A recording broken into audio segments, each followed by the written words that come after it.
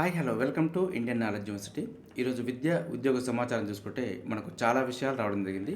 అదేవిధంగా ఈ వీడియో చూస్తున్న వారు లైక్ చేయడం మాత్రం మర్చిపోద్దు. మీరు చేసే లైక్ వల్ల మరికొంతమందికి ఈ వీడియో చేరే ప్రయత్నం జరుగుతుంది. ప్రధానంగా చూసుకుంటే ఇది ఎడ్యుకేషన్ ఛానల్ కాబట్టి ఎంకరేజ్ చేసే ప్రయత్నం అయితే చేయండి. సో వివరాలు చూసుకుంటే మనకి మెడికల్ సీట్లలో లోకల్కు కోత అంటూ ఒక వార్త అయితే రావడం జరిగింది.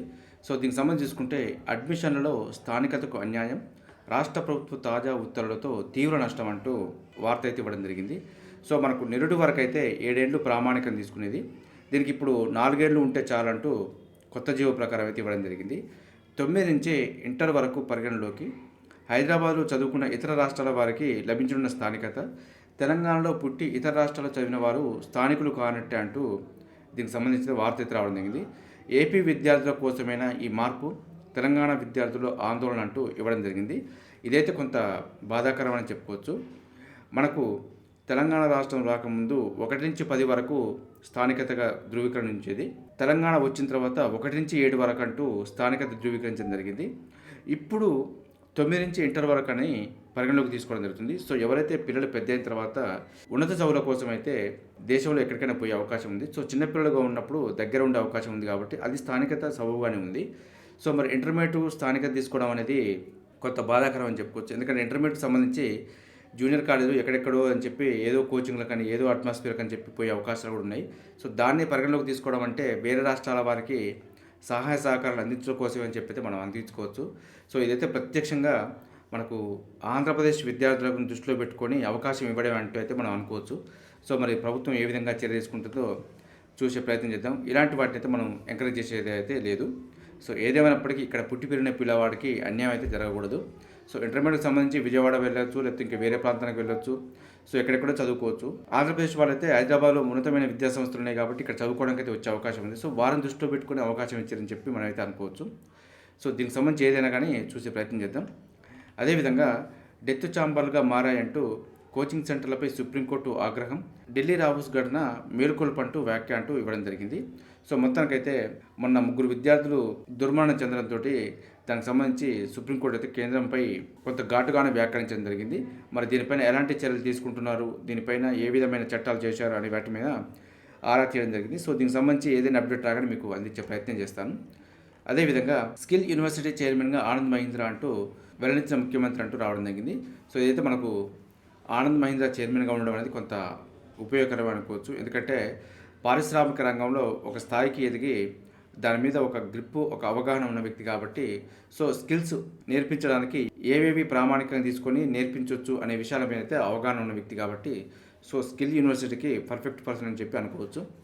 సో దీనికి సంబంధించి అయితే మనకు త్వరలోనే బాధ్యతలు స్వీకరిస్తారంటూ కూడా మనకు ఇవ్వడం జరిగింది. యూనివర్సిటీలో మాత్రం 17 రకాల కోర్సుల్లో ఏటా 20,000 మందికి శిక్షణ ఇచ్చి సర్టిఫికెట్ ఇవ్వడంతో పాటు ఆయా కంపెనీల్లో ఉద్యోగ ఉపాధి అవకాశాలు కూడా కల్పించే ఏర్పాటు చేస్తానంటూ ఇవ్వడం జరిగింది.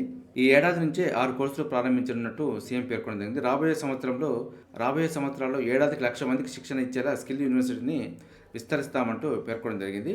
సో ప్రస్తుతం అయితే మనకు గచ్చిబౌలిలోని engineering staff college of India భవనంలో స్కిల్ యూనివర్సిటీ కార్యకలాపాలు కొనసాగుతాయంటూ ఇవ్వడం జరిగింది. యూనివర్సిటీ పూర్తయ్యే వరకు మనకు ఇదే కాలేజీలో మనకు కార్యకలాపాలు సాగించడం జరుగుతుందంటూ ఇవ్వడం జరిగింది. సో మొత్తానికైతే స్కిల్ యూనివర్సిటీకి ఒక మంచి పర్సన్నే సెలెక్ట్ చేయడం జరిగింది. సో అదేవిధంగా మనం వార్త తీసుకుంటే ఫీజు పేరుతో సర్టిఫికెట్లు ఇవ్వకపోతే గుర్తింపు రద్దు అంటూ ఇవ్వడం జరిగింది. ప్రైవేట్ కాలేజీలకు ఉన్నత విద్యా మండలి హెచ్చరిక. ఇలాంటి హెచ్చరికలు గతంలో కూడా ఎన్నోసార్లు ఇవ్వడం జరిగింది. సో ఫీజు రియంబర్స్మెంట్ రాని కారణంగా ఫీజులు చెల్లించిన తర్వాత ఫీజు రియంబర్స్మెంట్ వస్తే మీకు తిరిగిస్తాం, దానికి సంబంధించి తర్వాత చూసుకుందాం, ఫస్ట్ అయితే ఫీజు కట్టండి అంటూ విద్యా సంస్థలు అయితే విద్యార్థుల యొక్క సర్టిఫికెట్లు ఆపకూడదంటూ హెచ్చరికలు జారీ చేసింది. సో ఇలాంటి హెచ్చరికలు ఎన్ని చేసినా కూడా కఠిన చర్యలు లేని కారణంగా కొంత ప్రైవేట్ కాలేజ్ అయితే దురుసుగానే ప్రవర్తించడం జరుగుతుంది. సో మరి ఇలాంటి అవకాశం అయితే విద్యామండలి అయితే కల్పించడం జరిగింది. మరి ఏదైనా సర్టిఫికెట్ రాని వాళ్ళైతే ఒకసారి ఉన్నత విద్యామండలికి కంప్లైంట్ చేసుకోవచ్చు. అదేవిధంగా పోటీ పరీక్షలకు ఉచితంగా మెటీరియల్ ఇవ్వండి అంటూ కొంత రాష్ట్ర గ్రంథాలయ సంస్థ చైర్మన్కు వినతులు అయితే రావడం జరుగుతుందంటే ఇవ్వడం జరిగింది. సో ఇది ప్రభుత్వ జూనియర్ కాలేజీల విద్యార్థులకు దినపత్రికలు, పోటీ పరీక్షలకు సంబంధించి మెటీరియల్ అయితే ఉచితంగా పంపిణీ చేయాలంటూ రాష్ట్ర గ్రంథాలయ సంస్థను అయితే కోరడం జరుగుతుంది. ఇదైతే కొంత మంచి పరిణామమే. సో పేద విద్యార్థులు మాత్రమే ఈ రోజుల్లో గవర్నమెంట్ జూనియర్ కాలేజీలో చేయడం జరుగుతుంది. సో దీనికి సంబంధించి ఉన్నతమైన విద్యా ప్రమాణాలు అందిస్తూ ఇలాంటి ఉపాధి అవకాశాలకు సంబంధించి కోచింగ్ మెటీరియల్ కూడా అందిస్తే కొంత పేద విద్యార్థులకైతే న్యాయం జరుగుతుంది అనుకోవచ్చు. సో మరి ముందు ముందు ఏ విధంగా స్పందిస్తారనేది కూడా చెప్పే ప్రయత్నం చేస్తాను. ఎంప్లాయ్మెంట్‌కి సంబంధించి చూసుకుంటే ఎస్ఎస్‌సి నుంచి combined Hindi translators examination 2024 notification అయితే రావడం జరిగింది.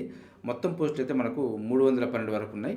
ఆన్‌లైన్ దరఖాస్తుకు చివరి తేదీ మనకు ఆగస్టు 25 వరకు ఉంది. ఇంట్రెస్ట్ ఉన్న వారైతే అప్లై చేసుకునే ప్రయత్నం చేయండి. దీనికి సంబంధించి విధి విధానాలు కూడా ఇక్కడ ఇవ్వడం జరిగింది. ఒకసారి చూసుకోవచ్చు. లేదంటే మన ఛానల్‌లో వీడియో రూపంలో ప్రత్యేకమైన వీడియో కూడా అందుబాటులో ఉంది. కావాల్సిన వారు చెక్ చేసుకోవచ్చు. అదేవిధంగా హెవీ వెహికల్ ఫ్యాక్టరీలో కూడా గ్రాడ్యుయేట్ ఇంజనీర్ అప్రెంటిస్‌కి సంబంధించి నోటిఫికేషన్ అయితే రావడం జరిగింది. ఇది చెన్నై అవడిలోని హెవీ వెహికల్ ఫ్యాక్టరీ నుంచి గ్రాడ్యుయేట్ డిప్లొమా అదేవిధంగా non engineering graduation engineering apprentice ఖాళీల భర్తీకి దరఖాస్తులు కోరుతుందంటూ ఇవ్వడం జరిగింది. సో ఆన్లైన్ దరఖాస్తుకు చివరి తేదీ అయితే ఆగస్టు 19 వరకు ఉంది. పూర్తి వివరాల కోసం అయితే అఫీషియల్ వెబ్సైట్లో కూడా చెక్ చేసుకోవచ్చు. అదేవిధంగా ఐటీబీపీలో కూడా 143 కానిస్టేబుల్ మరియు ట్రేడ్స్మెన్ పోస్టులకు సంబంధించి నోటిఫికేషన్ రావడం జరిగిందంటూ ఇవ్వడం జరిగింది. సో ఆన్లైన్ దరఖాస్తుకు చివరి తేదీ ఆగస్టు 26 వరకు ఉంది. పూర్తి సమాచారం కోసం అయితే itbpolice.nic.in అఫీషియల్ వెబ్సైట్లో చెక్ చేసుకోవచ్చు. అదేవిధంగా ముంబైలోని Tata institute of fundamental research ఇన్స్టిట్యూట్లో కూడా 6 పోస్టులకు సంబంధించి నోటిఫికేషన్ అయితే రావడం జరిగింది. ఆన్లైన్ దరఖాస్తుకు చివరి తేదీ ఆగస్టు 24 ఉంది. అదేవిధంగా ప్రభుత్వ రంగ సంస్థ అయిన బామర్ లారీ అండ్ కంపెనీ లిమిటెడ్లో కూడా 39 పోస్టులకు సంబంధించి నోటిఫికేషన్ అయితే రావడం జరిగింది. ఆన్లైన్ దరఖాస్తుకు చివరి తేదీ ఆగస్టు 16 వరకు ఉంది. అదేవిధంగా మైసూరులోని రీజనల్ ఇన్స్టిట్యూట్ ఆఫ్ ఎడ్యుకేషన్లో కూడా 4 పోస్టులకు సంబంధించి నోటిఫికేషన్ వచ్చింది. ఇదైతే ఇంటర్వ్యూ ద్వారా ఉంది కాబట్టి ఆగస్టు 12 తేదీ ఇంటర్వ్యూ తేదీ అంటూ ఇవ్వడం జరిగింది. పూర్తి వివరాల కోసం అయితే అఫీషియల్ వెబ్సైట్లో చెక్ చేసుకోవచ్చు. అదేవిధంగా మరో పాయింట్ చూసుకుంటే పథకాల పట్టికకు సంబంధించి ఫ్రాన్స్లో జరుగుతున్న ఒలింపిక్స్ గేమ్స్ గురించి కొంత వివరాలను కూడా ఇవ్వడం జరిగింది. సో దీనికి సంబంధించి చూసుకుంటే చైనా అయితే మొదటి ప్లేస్లో ఉంది. తర్వాత యూఎస్ఏ, దాని తర్వాత ఆస్ట్రేలియా 3వ స్థానంలో ఉన్నాయి. సో మొత్తం 52 పథకాలతోటి చైనా అయితే మొదటి స్థానంలో ఉంది. ఇందులో 21 స్వర్ణాలు, 17 రజతాలు, 14 కాంస్య పథకాలు అయితే సాధించడం జరిగింది. భారత్ విషయానికి వస్తే భారత్ 3 కాంస్య పథకాలతోటి పథకాల పట్టికలో అయితే ఏదో ఒక స్థానం అయితే సాధించడం జరిగింది. అది 59వ ప్లేస్లో అయితే నిలబడడం జరిగింది. సో మరి ముందు పథకాల పట్టికలో పైకి వస్తుందా లేదా అనేది అయితే చూసే ప్రయత్నం చేద్దాం. ప్రస్తుతం అయితే మరి పథకాల పట్టికలో అయితే కొంత నిరాశ అని చెప్పుకోవచ్చు. ఎందుకంటే భారత ప్రభుత్వం ఖేలో ఇండియా అంటూ స్పోర్ట్స్ గురించి ప్రత్యేకమైన విధి విధానాలతోటి ఎంతోమందిని తయారు చేసే భవిష్యత్తుకి అయితే మరి ముందడుగేసే ప్రయత్నం చేసింది. మరి అది ఖేలో ఇండియా ప్రభావం ఎంతవరకు ఉంది అనేది కూడా మనకు అర్థం కావడం లేదు. సో ముందు దానిపైన కూడా ప్రత్యేకమైన వీడియో చేసి డిస్కషన్ చేసే ప్రయత్నం చేద్దాం. చూసారుగా ఇది ఈరోజు సంబంధించి విద్యా ఉద్యోగ సమాచారం. ఇదే విధంగా మన ఛానల్లో ప్రతిరోజు మార్నింగ్ అయితే రావడం జరుగుతుంది. వీటితో పాటు అడ్మిషన్ నోటిఫికేషన్స్ మరియు రిక్రూట్మెంట్ నోటిఫికేషన్ సంబంధించి కూడా ఎప్పటికప్పుడు అప్డేట్ సమాచారం అయితే మీకు అందించే ప్రయత్నం చేస్తున్నాను. మన ఛానల్ చూస్తున్న వారు సబ్స్క్రైబ్ చేసుకొని ఫాలో అవుతూ ఉండండి. ఈ వీడియో నచ్చితే లైక్ చేయండి, షేర్ చేయండి. సబ్స్క్రైబ్ చేసుకోవడం మాత్రం మర్చిపోద్దు. Have a nice day.